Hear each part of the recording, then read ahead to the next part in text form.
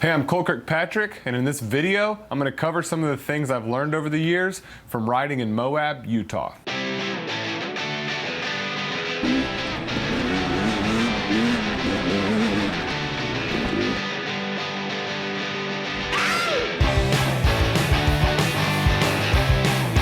Moab is a bucket list place for a lot of motorcycle riders, Jeeps, UTVs, side-by-sides, mountain bikers, hikers. It's a very, very popular place for people to go and visit. What I wanted to do in this video was cover some of the things that I've learned from the years of riding in Moab. The first time I ever got to experience a place was in 2017, and so I've been back every year since then. I've done about 8 trips total over the years, which is not going to be as much as some of the people that live there or some of the people that have been going for 30 or 40 years, but I wanted to kind of compile the things that I've learned from going there that can help you be more prepared when you're going to ride your motorcycle. The first thing I encourage you to do is to know where you're going. There's a lot of information online, so I'm not going to go into specific trails or GPS tracks or that sort of thing. If you're curious about that, just Google it. There's a lot of really good resources for downloading GPX files and figuring out what regions to ride. But you need to know where you're going when you're in the area. It's vast. There's endless miles of trail and roads, all kinds of stuff that you can get lost on. And if you don't know where you're going, you're going to spend a lot of time fiddling with a map or with your phone trying to get an idea if you're on the best trails to ride. What I like to do is create a track, whether it's in Google Maps or TrailTech's program that they have, or using an app like Onyx. I like to at least create a track that I can follow, and then I will load that into my TrailTech Voyager Pro. I highly recommend the Voyager Pro because it makes it super easy to load a track and then just ride it. And you don't have to spend time looking at a map out on the trail or getting your phone out. Now, that being said, in the event of a crash or something and you break a GPS unit, you still need to have a backup. So either carry a map or make sure you have something downloaded on your phone that you can access it without phone service if you're going to offline a map, or just have a backup in case you need to be able to find a map another way. But I highly recommend the TrailTech Voyager Pro. I've been using it for years, and it's been an excellent resource that makes getting around the area much easier. Something else to keep in mind if you're planning a trip to Moab is make sure that you've got some durable tires mounted on your motorcycle. They don't have to be new because the terrain there is relentless and it will ground down whatever tires you end up using. I have used Michelin Starcross 5 and Michelin Starcross 6 over the years in Moab, and the Starcross 6's medium hard compound by far lasts longer than the Starcross 5. It's been a great combination on the rocks, and in the sand it transitions very good, and the durability is very high. So I don't get any knobs chunking off of it on my bike. And I also run the Michelin Bib Mousse, and this is something that no matter what tire compound you run, please run a bib. Some type of insert so that you can eliminate the chance of flats. There's a lot of square edge rocks that can give you a pinch flat, and the Bib Mousse eliminates the chance of a flat or a tire failure, but also gives you some comfort on the square edge and the rocks versus running really high air pressure in an inner tube. If you're going out there to ride with your buddies, the last things you're going to want to do is spend time changing a flat on the trail, so I highly recommend putting a Bib Mousse in your tires and just eliminate the chance of a flat. The next tip is to set your bike up for comfort. Everything in Moab seems to be sharp edge. You're either going up ledges, off ledges, that sort of thing. And while a bike that's a little bit more responsive may be fun to ride, I promise you that at the end of the day, you're going to want to have your bike set up for comfort. So this means dialing back the clickers a little bit on compression, give yourself a little bit more comfort there. I run the XC Gear Mako 360, and that helps dampen a lot of the sharp edge feel that you get in the rocks out there, so it makes my wrists last longer throughout the day and I don't get as much fatigue or soreness at the end of the day. Even things like having good grips that are in good shape will go a long ways for your hands on the long days on the bike.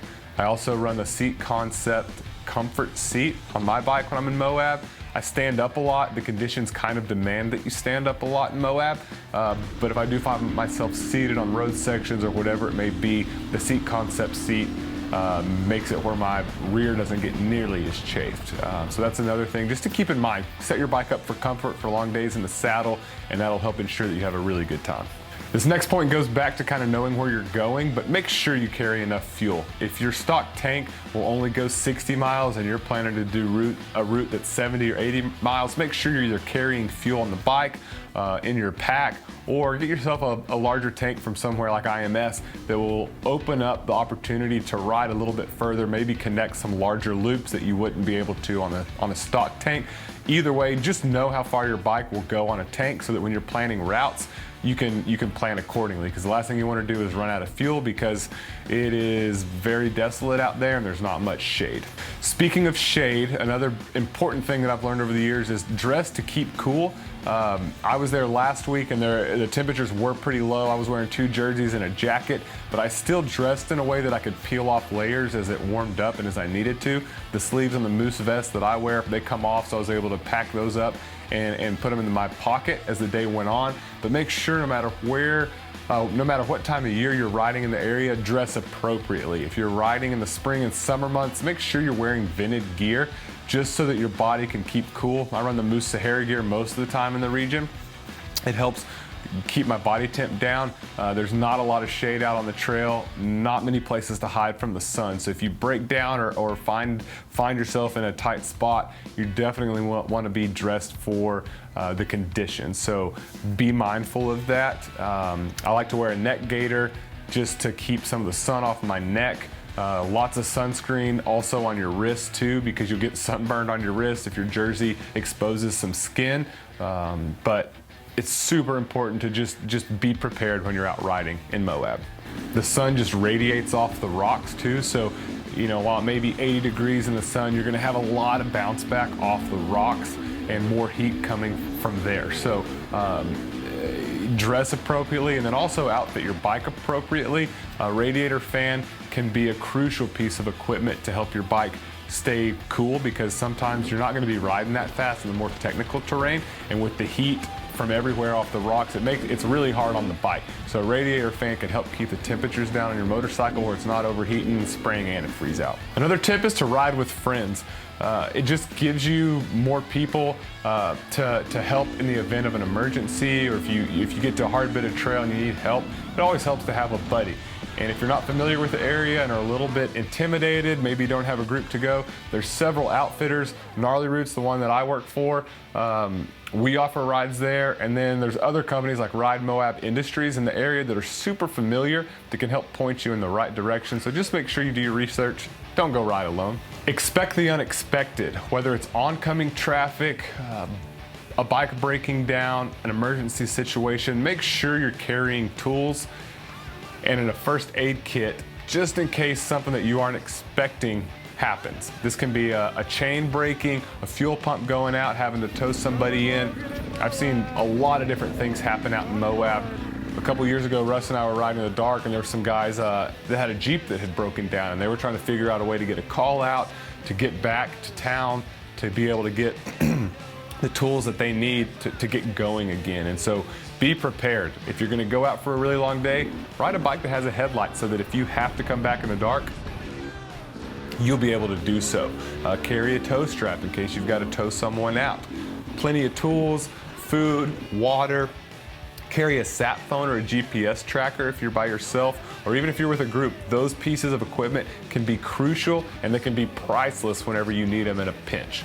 Moab's a very popular place, so it's important to be mindful that, or not be mindful, but you should expect oncoming traffic in the form of hikers, cyclists, Jeeps, side-by-sides. You will see all kinds of people out having a good time, so just be mindful of that and keep the trail pace at a speed that you can safely stop if you encounter oncoming traffic. If you've just got your head down and the throttle pinned, you're asking to have an accident and a head-on collision. So just be mindful, be respectful of others, be courteous. If you see trash out in a parking area, pick up the trash, leave the place a little bit cleaner than you found it. Make sure you've got OHV stickers. Take the new OHV course that they offer. It doesn't take that long to complete, and there's some really good information out there.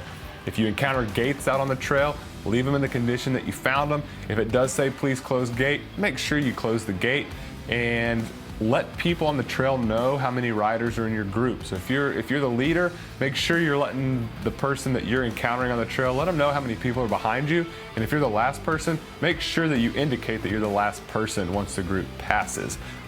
It just makes for an easier, safer time for everyone. So keep that in mind.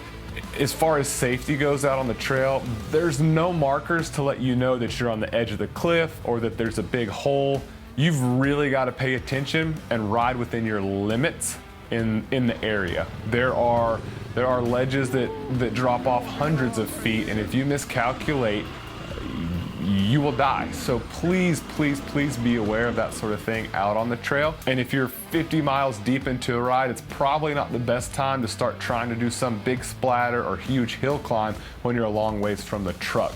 So ride within your means and ride responsibly, and this will ensure that you have a safe trip. Having really good throttle and brake control is very key as well on the different riding areas, and that's one skill that I would say to really practice before you go out to Moab is be good at lifting the front end up if you need to, being able to stop, using the front brake and rear brake in control, because there are countless ledges, things you've got to wheelie up, drop off, be able to pop a wheelie at a moment's notice, and that kind of stuff can really make the riding in Moab a lot easier. But just pay attention. They've got white paint out on the trail to help mark it, but there's nothing really keeping you on the trail except for yourself. So trust the people that have marked the trail and indicated what is safe. Otherwise, you get off the trail and end up in a big hole and disappear. So I've spent a good bit of the last 7 years riding in Moab, and it's an incredible place. It's magical. It should be on everybody's bucket list, but it also demands some respect in the form of respecting the terrain and knowing what's out there and being prepared. So I appreciate you taking the time to watch this video. If you enjoyed it, please subscribe to the channel. I'm going to continue to upload content. And if you've got any ideas or tips, things that I may have missed in this video, please leave it in the comments section. I'd love to have some other people's insight and knowledge that have spent more time riding in the area there than I have. So appreciate you watching, and yeah, hope to see you out on the trail.